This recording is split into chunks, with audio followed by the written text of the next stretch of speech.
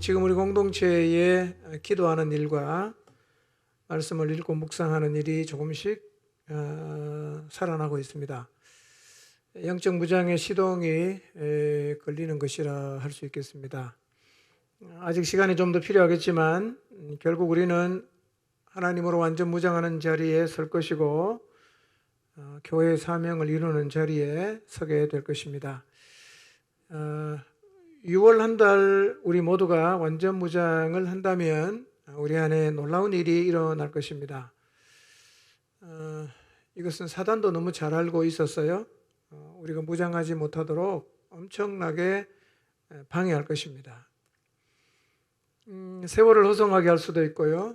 또 게으르게 할 수도 있고 또 바쁘게 할 수도 있고 또 유혹할 수도 있고 여러 일들로 우리의 마음을 흔들어서 하나님 앞에 나가지 못하게 아마 지금도 하고 있을 겁니다. 그러나 이 방해를 인식하고 극복해야 합니다. 여러분, 영적으로 무장하는 것 쉽게 생각하지 마십시오. 무장을 하면 우리가 영적인 전쟁에서 무조건 이깁니다. 그러니까 사단의 최선이 뭐겠어요? 무장을 못하게 해야 됩니다. 무장하면 자기가 지니까 어떻게 하든지 간에 무장을 못하게 해야 됩니다. 그러니까 굉장히 방해를 많이 하겠죠. 우리가 이 방해를 극복해야 무장하는 자리에 설 수가 있습니다. 우리가 코로나의 상황에서도 무장 상태를 유지하려는 노력을 꾸준히 했습니다. 근데 모임이 계속 제한을 받으면서 무장이 어쩔 수 없이 많이 느슨해졌고요. 무장이 느슨해지면서 우리도 모르는 사이에 여기저기에 갇히는 일들이 일어났습니다. 갇혔다는 말은 이런 거예요. 계속 돌파구를 찾으려고 하는데 돌파구가 없어요. 아무리 노력해도 이걸 헤쳐나갈 수가 없어요. 그러다 보니까 어느 순간부터는 손을 놓아버린 거예요. 이걸 갇혔다 그러는 거예요. 근데 우리 안에 이렇게 이제 갇힌 영역들이 보입니다. 근데 이렇게 갇히게 되면 이 갇힌 영역은 우리에게는 이제 한계로 다가옵니다. 한계.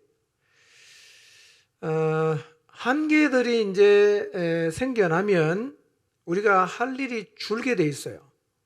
여기도 한계가 생기고 여기도 한계가 생기고 자꾸 많이 생기면 별로 할 일이 없잖아. 다 갇혀 있으니까. 근데 만약 우리가 이건 나 못하겠다, 이건 안 된다 라고 손을 놓아버린 영역이 본질에 해당이 되는 것이라면 이것은 매우 심각한 문제가 될 수 있어요. 내가 손을 놓아버린 것, 내가 갇힌 영역이 본질에 해당이 되는 것이라고 하면 이것은 심각한 문제가 될 수 있는데, 이유가 뭐냐면 본질을 우리가 포기해버리면 존재 목적을 잃어버리게 되는 거예요. 내가 사는 목적이 이건데 그걸 내가 포기해버리면 사는 목적이 없어지잖아. 그러니까 교회가 존재하는데 가장 중요한 본질을 우리가 놓아버리면 결국은 존재할 이유도 잃게 되는 것입니다. 그리고 이 본질을 포기하고 나면요, 그 외의 것들이 있죠. 본질 외에 다른 것들, 이런 것들이 본질하고 비교하면 의미가 많이 떨어지겠죠. 그러면 결국은 이제 공동체가 막 이제 흔들거리게 되는데, 이유가 뭐냐면 누구라도 마찬가지인데요, 중요하지 않고 의미가 없다고 생각하는 일에 지속적으로 헌신하기는 어렵습니다. 그렇죠? 이건 내가 목숨을 걸 만한 일이야. 여기에는 사람들이 인생을 던집니다. 근데 저거는 해도 되고 안 해도 된다고 생각이 되는 일에는 헌신을 지속적으로 하는 게 어렵다는 거예요. 왜냐하면 의미가 크지 않은 일에는 에너지가 안 나와요. 저거 꼭 내가 해야 되겠다는 그 확신이 안 서면 그거 안 하게 돼 있다는 겁니다. 그래서 본질에 딱 갇히게 되면 이것만 멈추는 게 아니라 다른 일들도 서서히 멈추게 돼 있어요. 본질이 살아나면 다 살아나는데 본질을 잃어버리고 나면 그 나머지 것들은 사실은 본질하고 비교하면 의미가 크지 않단 말이야. 그러니까 의미 없는 일을 점점 소홀히 하게 됩니다. 그래서 전반적으로 다 멈추게 돼 있어요. 그래서 교회가요, 본질적인 영역에서 딱 갇히면 결국은 주저앉습니다. 주저앉게 돼 있어요. 여러분, 그 핵심이 아닌 곁다리는 아무리 열심히 해도 결국은 하면서도 공허해집니다. 이거 내가 왜 해야 되지? 이런 질문이 생기는 겁니다. 하면서도 공허해져요. 그래서 이런 자리에 공동체가 진입을 하면 어떤 현상이 또 생길 수 있냐면 자중질환이 일어나게 됩니다. 무슨 얘기냐면 우리가 본질을 포기했다는 말은 일단 무엇이 전제가 되느냐면 영적인 힘이 떨어졌다는 걸 전제하는 거예요. 힘이 떨어졌기 때문에 본질을 못 치고 나가는 것, 그런 말이에요. 근데 이렇게 이제 영적인 힘이 떨어지고 나면 진짜 별것 아닌 일에 우리가 목숨을 걸어요. 너무 사소한 것 때문에 마음이 나누이고 분열을 합니다. 이런 거죠. 우리가 다 뭐 이제 나이가 20이 넘어가고 유엔의 기준은 20세부터 75세까지가 청년입니다. 예, 저도 청년이고 여러분도 다 청년이에요. 청년이 아닌 사람은 없어요. 노년은 하나도 없어요. 75세까지니까. 그런데요, 우리가 영적인 힘이 딱 떨어지잖아요. 그러면 어떤 일 때문에 내가 마음이 되게 상했어요. 기분이 굉장히 나빠. 근데 내가 생각해도 너무 치사해서 말을 못하는 거예요. 기분은 나빠. 마음은 상했어. 열음받았어. 근데 뭐 때문에 화가 났다고 말을 못하는 거예요. 내가 생각해도 치사하니까. 그러니까 본질을 잃어버리게 되면요, 너무 아무것도 아닌 사소한 일에 목숨을 걸고 그것 때문에 막 분열을 하게 되기 때문에요, 본질에서 밀리면 결국 교회는 위기에 휩싸이게 되어 있습니다. 그러니까 이게 생명을 나누는 공동체가 아니라 굉장히 치사한 모임으로 전락하게 된단 말입니다. 자, 그러면 교회가 잡아야 하는 본질이 뭡니까? 우리가 잡아야 되는 게 본질이 뭐죠? 사람입니다. 사람을 구원하고 사람을 세워가는 것이 교회가 잡아야 하는 본질입니다. 이게 왜 본질이냐? 교회는 처음부터 그것을 목적으로 세워진 곳이에요. 사람을 구원하고 사람을 세우려는 목적으로 교회를 세워놨는데 우리가 그걸 잃어버리면 뭘 놓친 겁니까? 본질을 놓친 겁니다.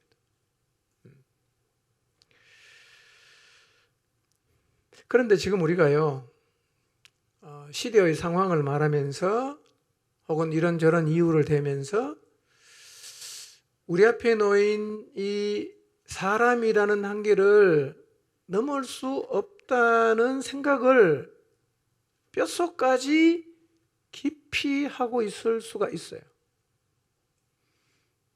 안 돼. 저 사람은 안 돼. 이렇게 사람을 구원하고 사람을 세워가는 일을 할 수 없다는 생각을 하는 사람이 많아지면 결국 교회는 사명을 감당하지 못하게 됩니다. 그러므로 우리가 다시 정신을 차리고 어디로 돌아가야 되느냐 하면 본질의 자리로 돌아가야 됩니다. 사람에게 에너지를 쏟는 자리로 돌아가야 합니다. 사람을 붙잡는 자리로 돌아가야 됩니다. 사람을 구원해내는 자리로 돌아가야 됩니다. 교회가 이 본질의 에너지를 쏟을 때 살아나는 거예요. 사람을 다 포기하고 나면 사실은 별로 할 일이 없죠. 운신의 폭이 없어지는 겁니다. 제가 지금 우리 공동체가 본질적인 부분에서 갇혔다고 보는 이유가 뭐냐면 우리가 포기한 사람들이 많아지고 있어요. 우리 안에 하나님으로부터 멀어지는 영혼들이 적지 않은데 극복할 수 없다고 생각하는 거죠. 그래서 마음에서 포기한 겁니다. 자녀를 향해서도 마찬가지죠. 자녀를 바라보면서 우리 애는 안 되겠다. 이렇게 마음에서 포기하고 더 이상 마음을 쓰지 않는 영역들이 보인단 말이에요. 우리 마음을 한번 주님 앞에서 돌아봅시다. 여러분 혹시 사람을 향해서 이런 마음을 갖고 계시지는 않나요? 그 친구는 안 될 것 같아. 우리 아이는 힘들 것 같다. 그래서 그들을 주님께로 이끄는 일, 그들을 세워가는 일을 혹시 마음에서 포기해 버리지는 않으셨나요? 이렇게 우리가 너무 쉽게 사람을 포기를 하게 되면 어느 순간부터는 살려갈 사람이 없어져요. 우리가 성령의 역사를 받고 영혼을 구원하고 세우기 위해서 나가야 되는데 이걸 내 마음에서 할 수 없다고 딱 정리하고 나면 누구를 쳐다봐도 이 사람은 이래서 안 되고 저 사람은 저래서 안 돼. 다 갈라박혀 내는 거예요. 그러면 할 일이 없어. 별로 할 일이 없어. 한 영혼을 붙잡고 실험해야 진행을 쏟아야 기도할 수 있고 그래야 뭔가 하나님이 주시는 어떤 역사들이 경험이 되는데요. 다 쉽게 이렇게 포기하고 쟤는 안 된다고 단정을 지어버린 자체가 뭐냐면 그게 한계에 갇힌 거란 말이에요. 특히 사람과 관련한 한계에 갇히는 것은 굉장히 심각한 문제로 봐야 됩니다.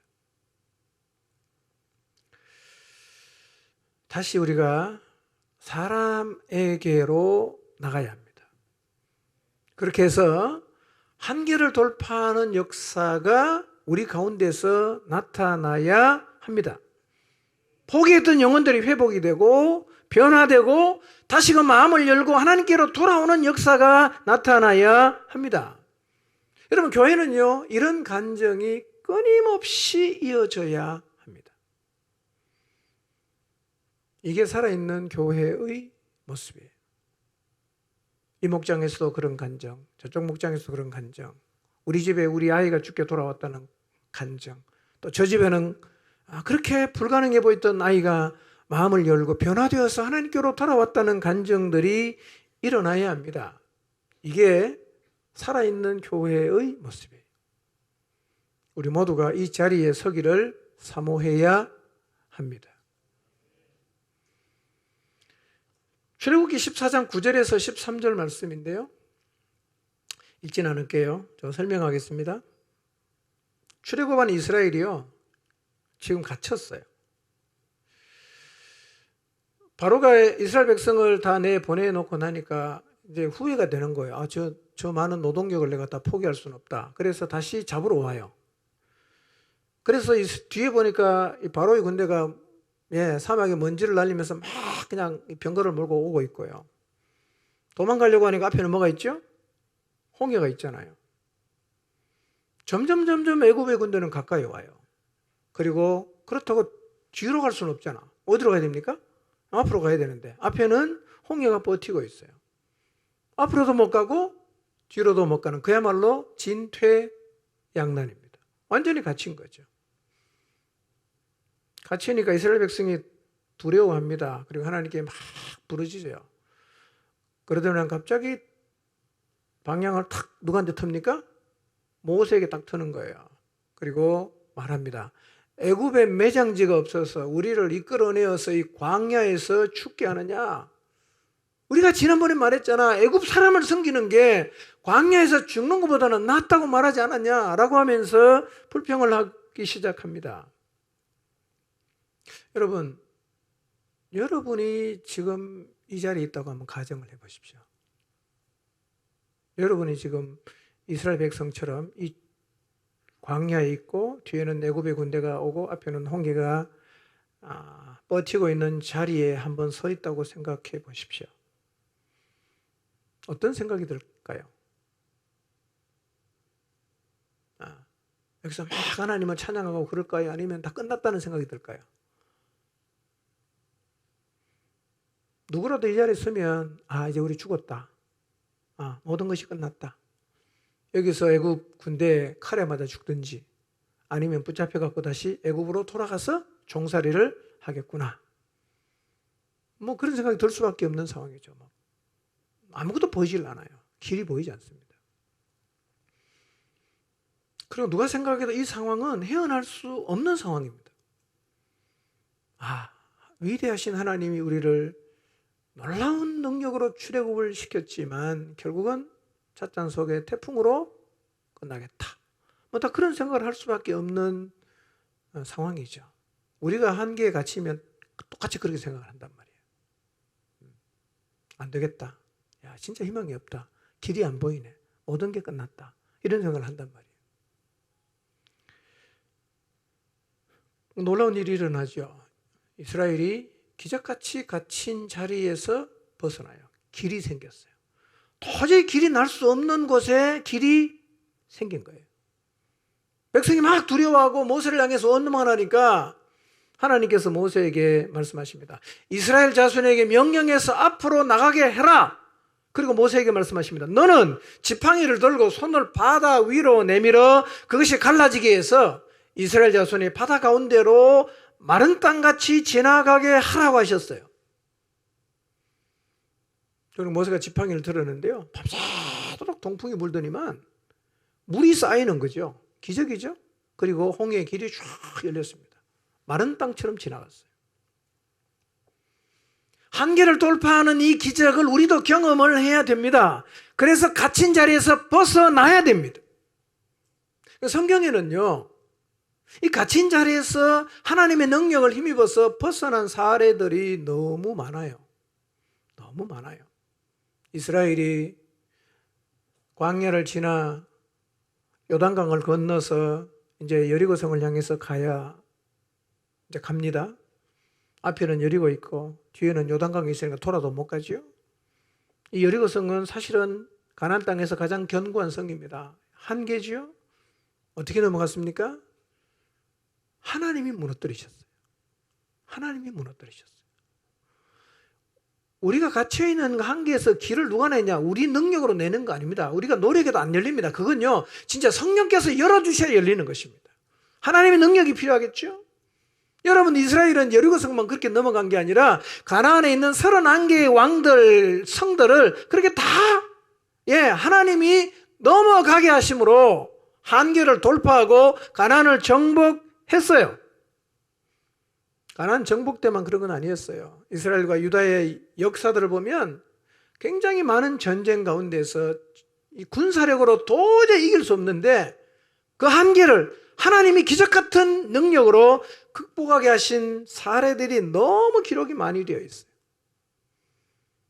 포로로 잡혀갔던 에스더 이야기 아시죠?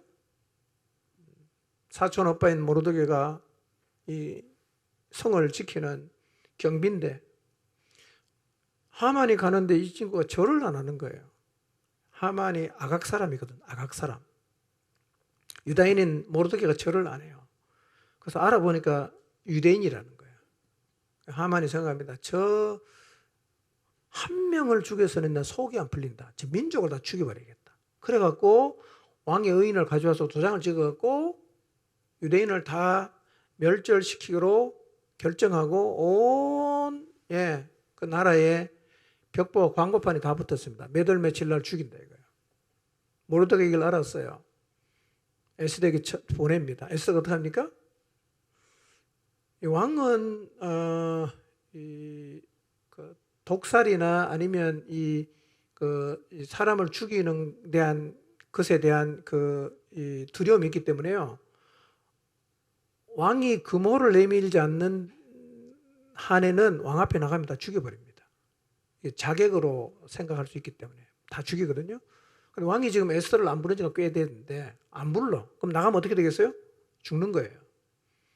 에스더가 어떻게 합니까? 죽으면 죽으리다. 그래서 3일 동안 금식기도 하고 다 민족에게 기도를 요청하고 들어가서 어떻게 합니까? 한계를 넘어갔죠.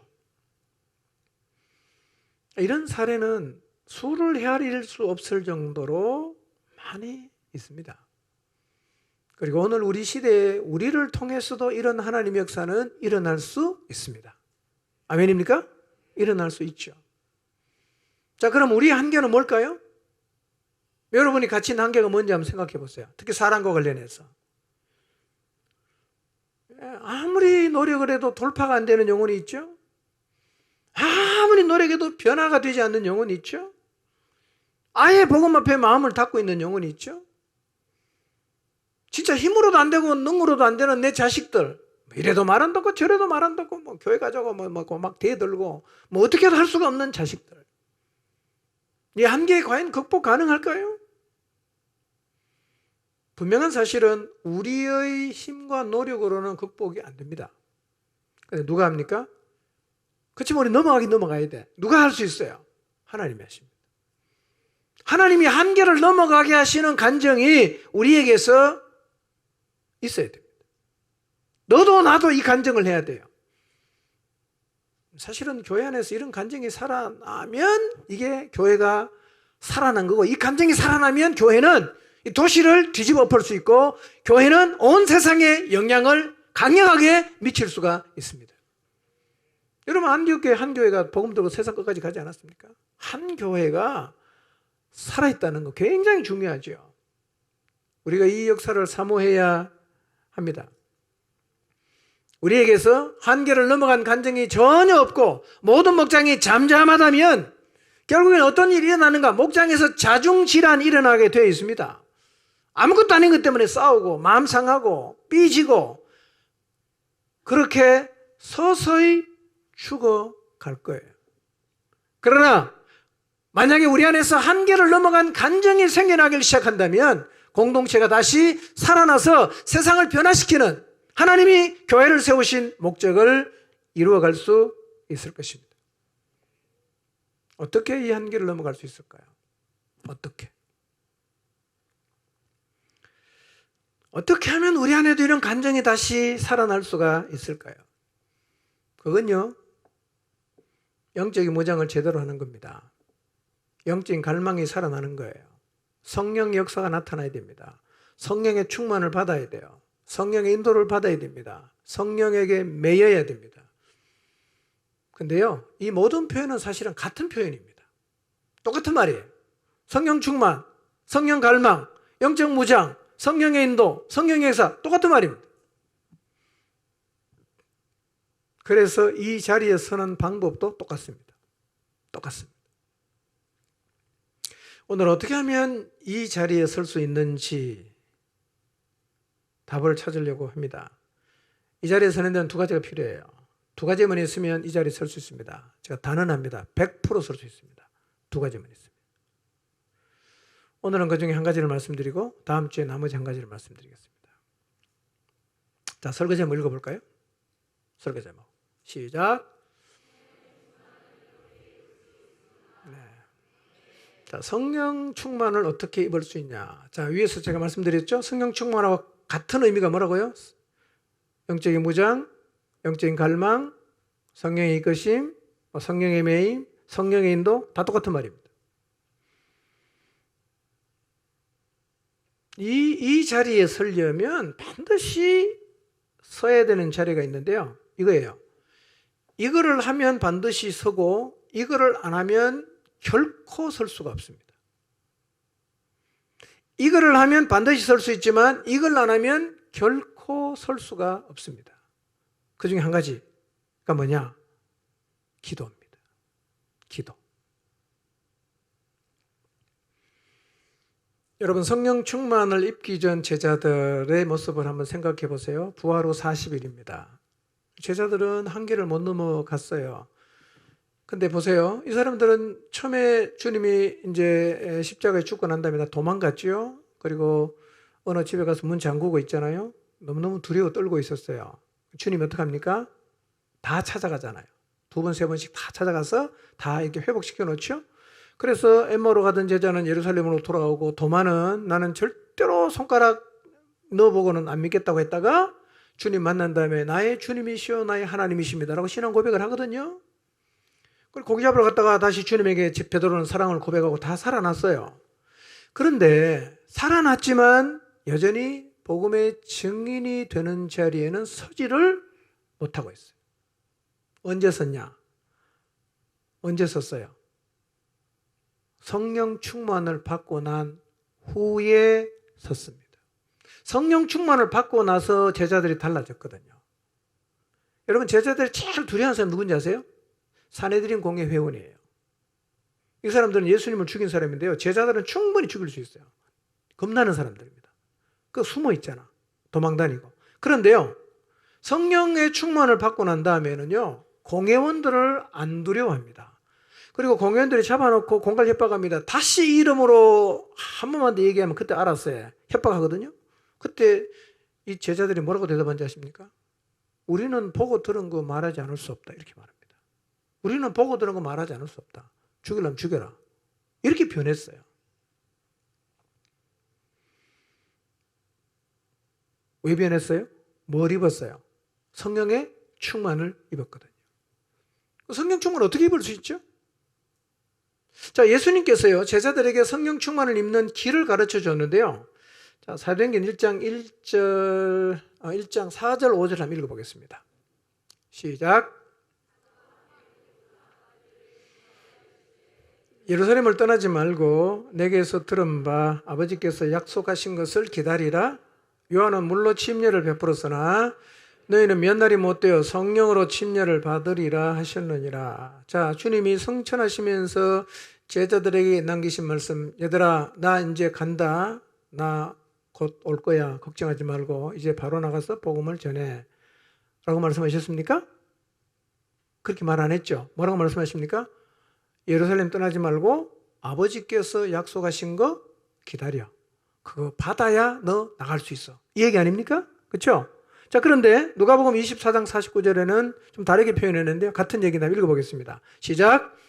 볼지어다 내가 내 아버지께서 약속하신 것을 너희에게 보내리니 너희는 위로부터 능력으로 입혀질 때까지 이 성에 머물라. 좀 더 구체적으로 말합니다. 언제까지 머물러라?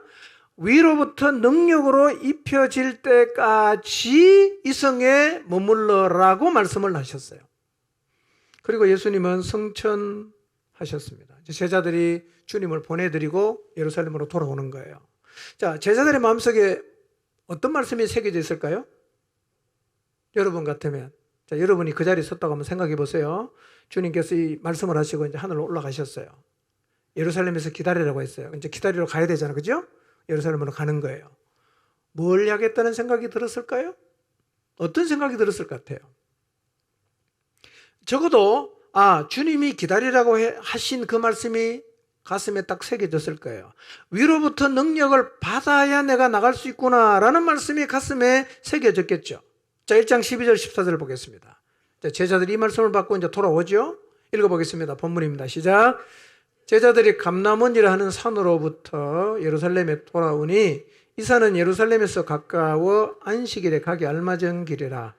들어가 그들이 유하는 다락방으로 올라가니 베드로, 요한, 야고보, 안드레와 빌립, 도마와 바돌로메, 마테와 및 알피오의 아들 야고보, 셀로신 시몬, 야고보의 아들 유다가 다 거기 있어 여자들과 예수의 어머니 마리아와 예수의 아우들과 더불어 마음을 같이하여 오로지 기도에 힘쓰더라. 자, 오늘 말씀하고는 조금 빗나가긴 하지만 12절, 14절을 보시면 여기 기도하는 사람 명단이 굉장히 좀 인상적이죠. 누가 기도하고 있습니까? 여자들하고 예수님의 어머니들하고 그 다음 누가 있어요? 예수의 아우들.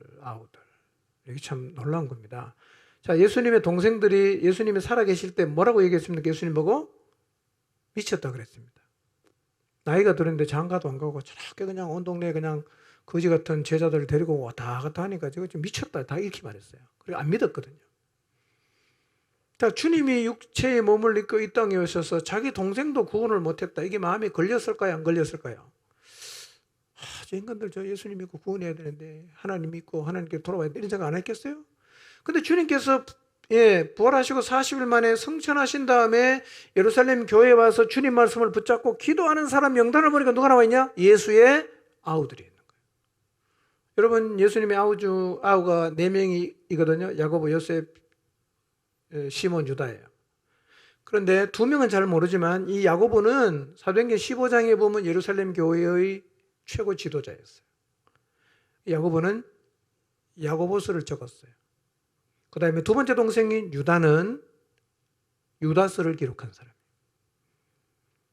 자기 형이었잖아. 근데 뭐라고 고백합니까?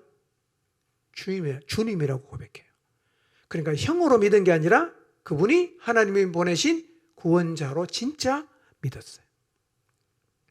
여러분, 기도를 멈추지 않는다면, 계속 하나님 앞에 기도한다면 여러분의 자녀도 이 자리에 반드시 서게 될 것입니다. 포기하지 마십시오. 예수의 아우들, 놀라운 일입니다. 자, 다시 원래 자리로 돌아갑니다. 자, 예루살렘으로 돌아온 제자들은 마가의 다락방에 모여서 주님의 약속을 기다리면서 지금 뭐 하고 있죠? 기도하고 있어요. 마음을 같이하여 오로지 기도에 힘썼는데, 여러분 같으면 그 상황에서 무슨 기도를 했을 것 같은지를 한번 생각해 보세요. 자, 예루살렘 떠나지 말아라, 위로부터 능력을 입을 때까지 기다리라는 주님 말씀을 받고 예루살렘으로 돌아와서 마가의 다락방에 가서 열심히 기도하고 있는데 무슨 기도를 했을까요? 우리 아들 잘 되게 하시고 하나님 복 주십시오, 이런 기도 했을까요? 그건 아니겠죠. 뭐라고 기도했을 것 같아요? 여러분 같은 뭔 기도했을 것 같아요?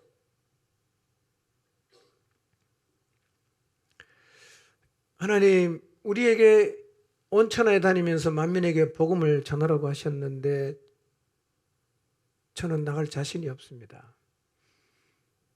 주님이 제게 능력을 주지 않으면, 주님이 제게 새 마음을 주지 않으면 하나님, 제가 주님의 분부를 받들 수가 없습니다. 그리고 이렇게 기도했을 것입니다. 주님, 위로부터 임할 능력을 제게 주십시오. 위로부터 임하는 능력을 제게 주십시오. 라고 기도했을 것입니다. 여러분, 만약에 오늘 우리가 제자들처럼 담대하게 복음의 증인이 되는 자리에 도저히 나는 설 자신이 없다는 생각이 드시면 우리도 똑같이 이 기도를 드려야 합니다. 성령이 너희에게 임하시면 그냥 나가는 게 아니라 권능을 받고 나가라고 말씀하지 않았습니까? 위로부터 능력을 입을 때까지 이 성에 그냥 머물러라 라고 주님께서 말씀을 하셨어요. 우리도 위로부터 부어지는 능력을 입고 나가야 돼요. 저도 이 말씀을 기억하면서 요즘 이 기도를 드립니다. 하나님, 위로부터 임하는 능력을 제게도 허락해 주십시오. 위로부터 임하는 능력을 제게도 허락해 주십시오. 사실 오늘 이 기도는 우리 모두에게 너무나 필요한 기도입니다. 여러분, 우리의 필요를 구하고 현실적인 문제 해결을 구하고 복을 구하는 기도, 나쁜 기도 아닙니다. 틀린 기도도 아닙니다. 그러나 우리가 세상을 새롭게 하고 복음으로 세상을 변화시키려고 하면 위로부터 임하는 하나님의 능력을 구하는 기도를 드려야 합니다. 그러니까 모여서 10일 동안 오롯이 이 기도하는 거예요. 위로부터 능력을 주신다고 하셨죠. 하나님, 제게 그 능력 주십시오. 이 기도를 했다는 거예요. 여러분, 우리에게 이 능력이 임하면요, 한계를 뛰어넘는 간증을 우리도 하게 될 것입니다. 이걸 사모해야 돼요. 이걸 기도해야 됩니다. 이런 역사를 기대해야 됩니다. 나 부족하지만 주님 내게 능력 주셨어. 나를 사용하셨어.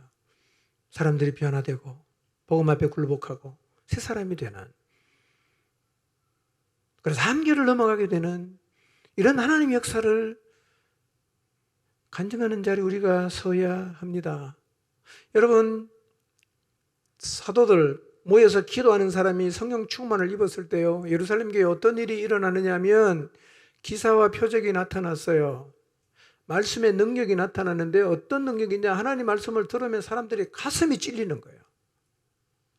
그래서 말씀 앞에 그냥 회개를 했습니다. 그리고 2장 하반부에 내려가 보면, 끝에 가 보면요, 삶의 변화가 일어났어요. 엄청난 삶의 변화가 일어났어요. 그리고 아주 담대하게 복음을 전하는 자리에 섰습니다. 여러분, 우리가 이 자리에 서기를 사모해야 됩니다. 우리 교회가 이 자리에 못 서면요, 사실은 본질에 갇히게 되기가 매우 쉬워요. 사람이 변하던가요, 여러분? 사람 안 변하잖아요. 사람은 진짜, 이런 표현 죄송합니다, 징그러워요. 진짜 안 변합니다. 복음의 능력만이 변화시킬 수 있어요. 근데 우리가 그분의 능력을 입지 않고 무슨 수로 사람을 변화시키고 사람을 새롭게 만들 수가 있겠어요? 불가능하죠. 근데 이 성령의 역사가 언제 임합니까? 기도할 때 임하는 거예요. 기도할 때. 여러분, 그래서요, 성도와 교회는 기도해야 합니다. 기도해야 됩니다. 예수님께서 말씀하셨죠. 내 집은 만민이 기도하는 집이라 일컬음을 받을 것이다. 교회는 기도하는 집으로 불리움을 받아야 합니다.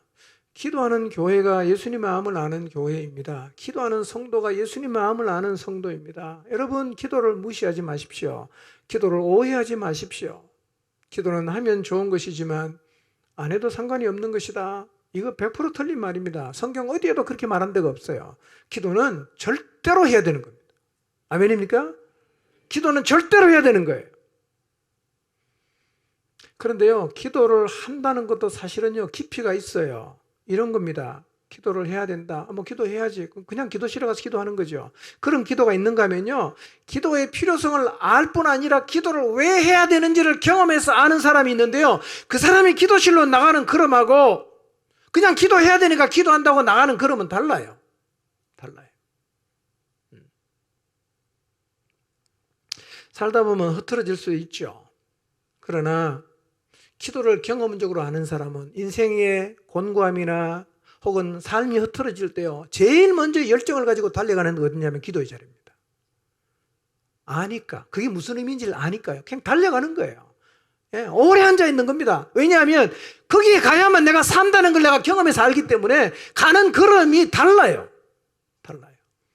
여러분, 기도를 경험해서 알게 되시기를 바랍니다. 기도를 꼭 해야 된다, 이걸 경험해서 알아가게 되는 여러분들 되시기를 바랍니다. 기도하면 성령 인도를 받지요. 40일을 금식하셨던 예수님, 성령의 이끌림을 받았어요. 자, 마태복음 4장 1절 한번 볼까요? 읽어봅니다. 시작.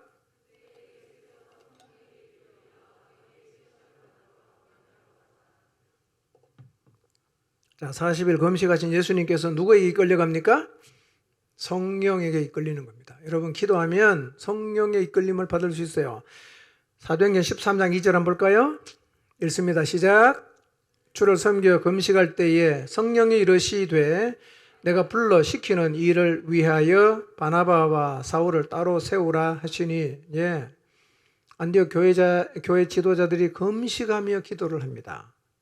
그때요, 성령께서 이 안디옥 교회를 통해서 세계 선교의 역사를 이루어 가기로 작정을 하시고 바나바와 사울을 따로 세우라고 말씀하시는 거예요. 그리고 두 사람을 보내라고 말씀하십니다. 그래서 안디옥 교회를 통해서 세계 선교의 역사가 일어났어요. 기도하면 성령께서 인도하시고, 기도하면 성령께서 어디로 무엇을 해야 될지를 가르쳐 준단 말이에요. 요한복음 14장 26절입니다. 읽어봅니다. 시작. 보혜사 곧 아버지께서 내 이름으로 보내실 성령, 그가 너희에게 모든 것을 가르치고 내가 너희에게 말한 모든 것을 생각나게 하리라. 여러분, 성령님과 교제하는 방법은 기도인데요, 기도하면 성령님이 두 가지를 내준다고 그래요. 첫째는 뭐죠? 가르쳐 줍니다. 두 번째는 생각나게 합니다. 기도하면 가르쳐 줍니다. 어떻게 가르쳐 줄까요? 귀에 대고 이렇게 해 라고 가르쳐 줄까요? 그렇게는 안 하시는 것 같아요.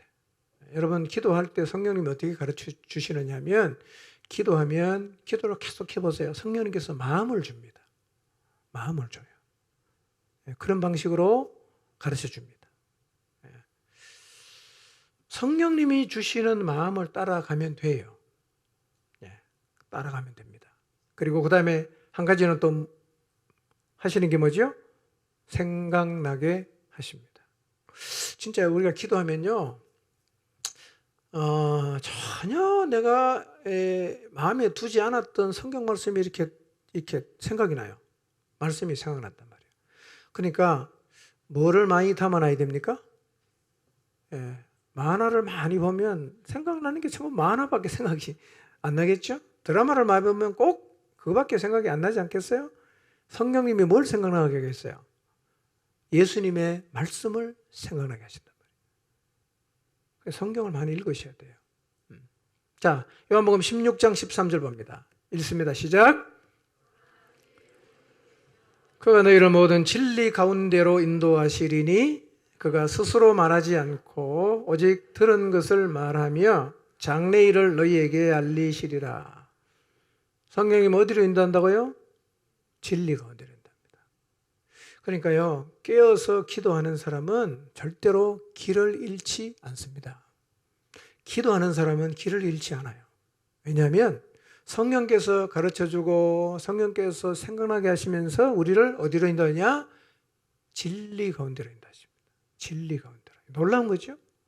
여러분, 베드로와 고넬료 보세요. 기도하다가 성령의 인도를 받았죠. 그래서 이방 선교의 문이 열리지 않습니까? 사도행전 1장에 4장에 보면 기도하다가 성령의 충만을 받죠. 그리고 기도에 힘썼던 베드로와 요한은 성령의 역사를 드러냈단 말이에요. 여러분, 그렇기 때문에 기도가 뭐냐? 교회가 걸어가야 할 길입니다. 기도는 교회가 걸어야 할 길이에요. 그러니까 여러분, 길을 잃으면 어디로 가야 됩니까? 기도의 자리로 가야 되는 거예요. 기도의 자리에 가면 길을 찾아요. 요즘 우리 목장이 어디로 가야 될지 잘 모르겠다. 길을 잃었다. 어디로 가면 되죠? 기도의 자리에 가보세요. 그분 앞에 서보세요. 물어보세요. 주님, 우리 목장 형편이 어떻습니까? 제가 지금 여기서 이 상황에서 뭘 해야 되겠습니까? 오래 앉아서 주님에게 물어보십시오. 그러면 주님께서 길을 가르쳐줘요. 자, 사도행전 6장 1절 4절인데요. 읽지는 않겠습니다. 자, 예루살렘 교회가 계속 부흥합니다. 계속 부흥해요. 그리고 사도들을 통해서 기사와 표적이 계속 나타나면서 제자의 숫자가 점점 많아집니다. 5천 명 정도 됐어요. 이때는 여자는 숫자에 안 넣었으니까 몇 명쯤 됐을까요? 5천 명보다 훨씬 많았겠죠?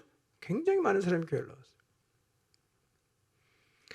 그 사도들이 이제 사람들이 헌금을 해서 사도 앞에 가지고 오면 그걸 팔아갖고 누굴 도와주느냐면 가난하고 어려운 사람을 도와주는데 주로 이제 홀로 되신 분이 좀 힘들지 않겠어요? 그 당시에는 무슨 사회보장제도 같은 것도 없으니까요. 그래서 이제 구제하는 일을 사도들이 주도적으로 막 해왔는데 사람이 많아지니까 점점 더 바빠지죠. 그래서 나름대로 공정하게 하려고 노력을 했겠지만 사람이 자꾸 많아지다 보니까 이게 공정하게 잘 분배가 안 돼요. 그러니까 어떤 일이 생기냐? 사람들 사이에서 원망과 불평이 생겨나기를 시작했어요. 공동체 안에는요, 원망과 불평이 생기면 그게 굉장히 위험한 신호입니다. 우리는 감사와 기쁨과 찬양이 있어야 되고 격려가 있어야지 불평과 원망과 비난과 비판이 생기면 굉장히 위험한 거거든요. 그런데 이 사도들이요, 아주 신속하게 이 문제를 해결합니다. 그러니까 무슨 얘기냐면 이 사도들은 문제가 딱 생기니까요, 맥을 딱 잡은 겁니다. 아하, 이때는 이렇게 해야 되겠다라고 딱 맥을 잡았어요.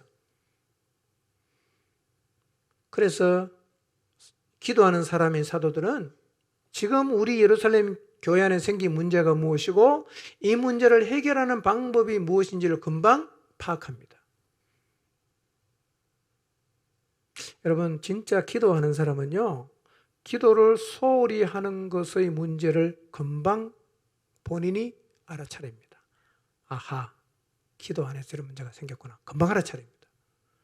근데 기도의 맛을 모르는 사람은요, 그 상황에서도 원인을 잘 못 찾아냅니다. 사도들은 신속하게 결정을 딱 내리고 성도들을 다 모아놓습니다. 이렇게 말해요. 우리가 실수한 것 같습니다. 우리가 하나님 말씀을 제쳐놓고 공개를 일삼는 일은 옳지 않은 일입니다.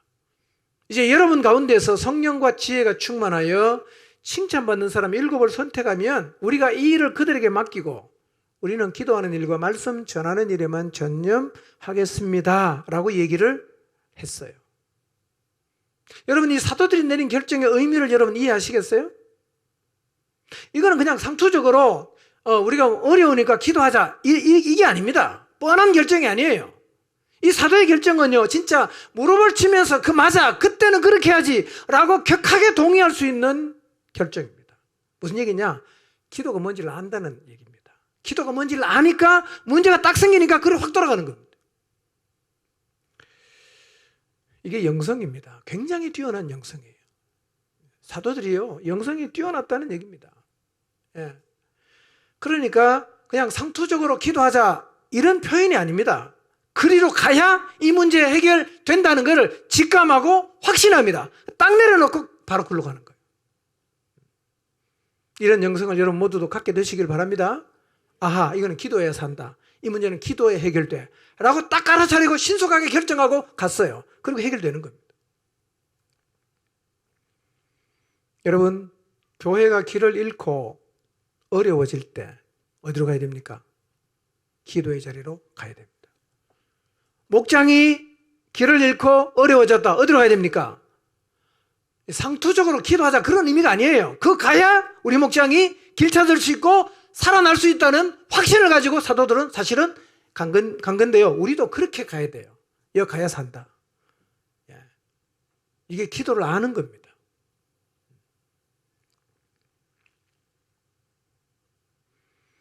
특히 예루살렘 교회의 사례는요,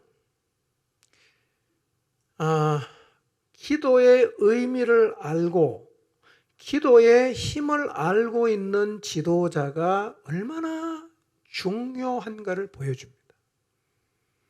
여러분, 깨어 기도하는 지도자가 있는 공동체는 축복입니다. 깨어 기도하는 목자가 있는 목장은 축복이에요. 그 반대는 뭐겠어요? 네, 반대는 말 안 하겠습니다. 교회가 어려울 때 만사를 제쳐놓고 지도자가 돌아가야 할 자리가 어딥니까? 기도의 자리입니다. 그거 가보세요. 한번 주님께 물어보세요. 길이 보입니다. 기도하다가 찾은 길은요, 모든 사람이 다 들고 일어나서 반대를 해도 밀고 나갈 수 있습니다. 왜냐하면 가르쳐 줄 때는 힘도 같이 생깁니다. 다 반대도 갈 수 있어요. 그게 힘이에요. 네. 지도자가 기도의 자리에 머물러 있으면 교회는 길을 잃지 않습니다. 목장도 똑같습니다. 가정도 똑같습니다. 왜냐하면 기도하면 성령이 이끌어요. 성령이 이끈단 말이에요. 가르쳐 줍니다. 생각나게 하십니다. 진리의 길로 갈 수 있게 인도하십니다. 기도하는 지도자가 중요하다는 것은 사무엘을 통해서도 확인할 수 있어요. 사무엘상 12장 23절 같이 한번 읽어봅니다. 시작. 나는 너희를 위하여 기도하기를 쉬는 죄를 여호와 앞에서 결단코 범하지 아니하고 선하고 의로운 길을 너희에게 가르칠 것인즉. 여러분, 사무엘상 12장은 사무엘의 고별사입니다. 백성 앞에서 사역을 마치고 고별사를 하면서 고별사의 말미에 얘기가 12장 23절입니다. 나는 너희를 위하여 기도하기를 쉬는 죄를 여호와 앞에서 결단코 범하지 않겠다라고 말을 했어요. 자, 한번 물어봅시다. 기도하기를 쉬는 게 죄입니까? 기도 안 하는 게 죄입니까? 한번 대답해 보십시오. 기도를 안 하는 게 죄입니까? 사무엘은 말하거든요. 기도하기를 쉬는 죄를 범하지 않겠다 이렇게 말합니다. 나는 지금 기도를 쉬고 있어요. 그 죄입니까? 여러분, 기도를 쉬는 것은 죄입니다. 왜 죄인지를 제가 설명해 드리겠습니다. 쉰다는 말의 히브리어는 하달입니다. 하달. 이런 뜻이 있습니다. 그치다, 그만두다, 중지하다, 끝내다 이런 뜻을 갖고 있어요. 그러니까 기도를 중지하면, 기도를 그만두면 이게 뭐라는 거예요? 이게 죄라는 겁니다. 기도를 중지하는 게 왜 죄입니까? 바빠서 못했는데. 기도를 통해서 지도자가 공동체를 어떻게 끌고 가야 될지 길을 찾아가는데, 지도자가 기도를 중지했어요. 그럼 어떻게 될까요? 하나님 인도를 못 받겠죠.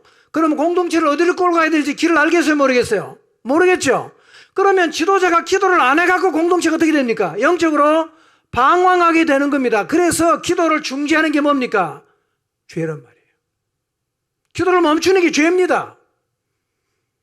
여러분, 기도를 멈추는 지도자는 길을 몰라요. 어디로 가야 될지 모릅니다. 그러니까 자꾸 엉뚱한 데로 이리로 갔다가 저리로 갔다가, 그게 뭐냐? 그게 방황이에요. 길을 찾아서 올곧게 길로 가야 되는데 길을 모르니까 이리로 갔다가 저리로 갔다가 그냥 갈치자 걸음을 걷는데, 그걸 우리가 뭐라고 말하냐면 방황이라고 그러지 않습니까? 지도자가 기도 안 해갖고 공동체를 방황하게 만들면 그건 죄입니다, 여러분. 사도 사무엘이 말하는 겁니다. 기도하기를 쉬는 죄를 내가 범하지 않겠다. 여러분, 영혼을 맡고 있는 모든 사람은 다 기도해야 됩니다. 교사도 마찬가지고 목자는 더더욱 마찬가지입니다. 기도 안 한다. 어떻게 끌고 가겠어요? 그래서 죄입니다, 그게. 기도하기 쉬는 죄를 범치 마시기를 바랍니다. 한 영혼이라도 맡고 있으면요, 그 영혼을 내가 어떻게 이끌어 가야 될지 기도하면 하나님이 내게 가르쳐 주는데, 기도를 아예 안 해. 그러면 어떻게 인도하겠어요? 되는 대로 인도 안 하겠어요? 그럼 갈치자 걸음이지. 그럼 방황이란 말이에요. 여러분, 기도를 중지하는 것은 죄라는 사실을 기억하시기를 바랍니다. 기도는요, 일주일에 한 번 하고 두 번 하는 게 아닙니다, 여러분. 기도는 매일 해야 됩니다. 일주일에 한 번 기도하는 거는 기도를 6일은 중단한 거잖아.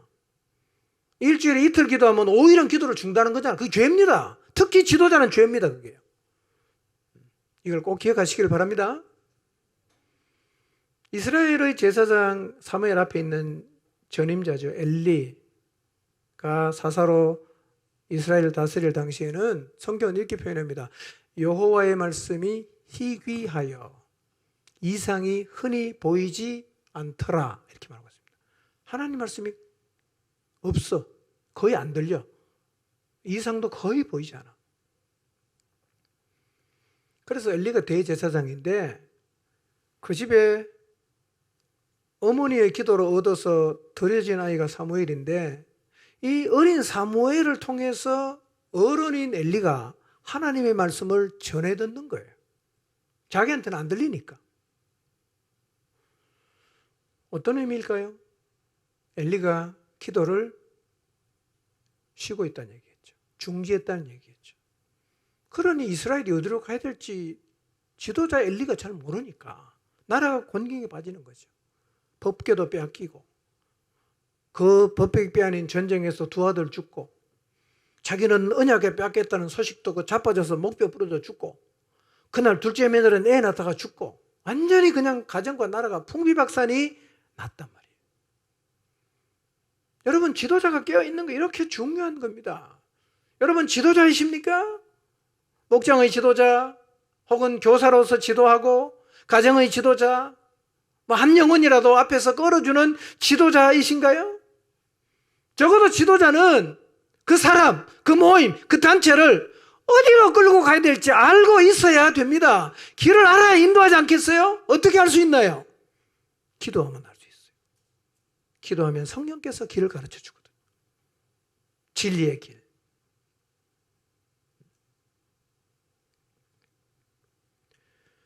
여러분, 그래서요, 지도자가 기도를 중지하는 것은 죄입니다. 이 죄를 짓지 않는 지도자들 되시기를 바랍니다. 지도자는 기도를 쉬면 안 돼요. 멈추면 안 됩니다. 계속 해야 됩니다. 여러분, 지도자의 위치에 있으면서 매일 기도 안 하시는 분은 진짜 회개를 하시고요, 다시 매일 기도하시기를 바랍니다. 매일 기도해야 됩니다. 여호수아가 전쟁을 하는 중에 일어난 일인데요, 바로 옆에 살고 있던 기브온 거민이 아주 멀리서 온 것처럼 위장을 해갖고 화친하자고 요청했는데요. 이때 여호수아가 실수하거든요. 자, 한번 볼까요? 여호수아 9장 14절 15절 읽어보겠습니다. 시작.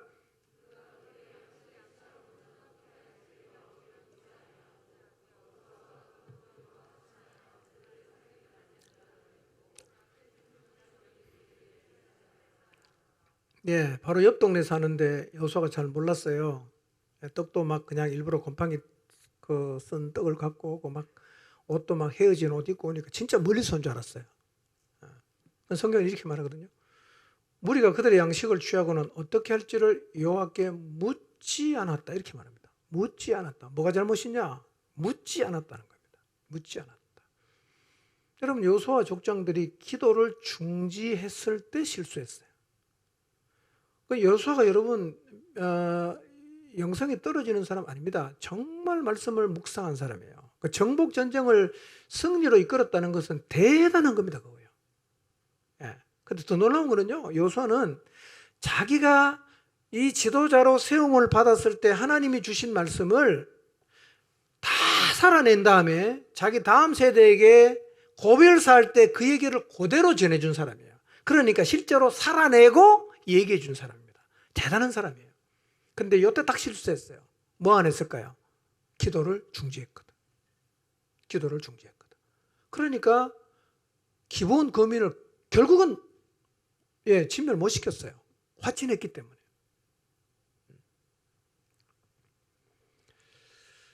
여러분 기도를 중지한다는 게 이렇게 큰 결과를 가져올 수가 있습니다.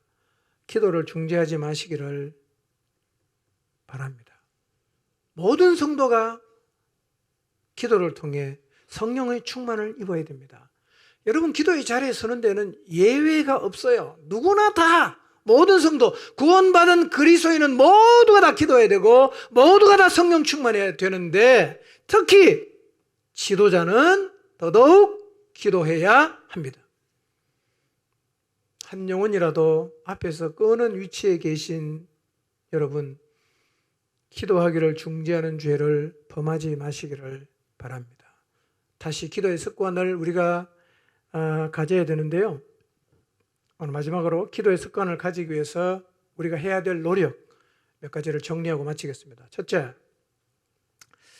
여러분 기도하는 습관을 가지려면 지금 제가 드리는 말씀을 좀 잘 기억해 주시면 좋겠습니다. 첫째, 매일 기도하십시오. 어떤 일이 있어도 매일 기도하십시오. 오늘하고 이틀 쉬었다가 모레하고 3일 쉬었다가 이런 기도는 절대로 깊이가 안 생깁니다.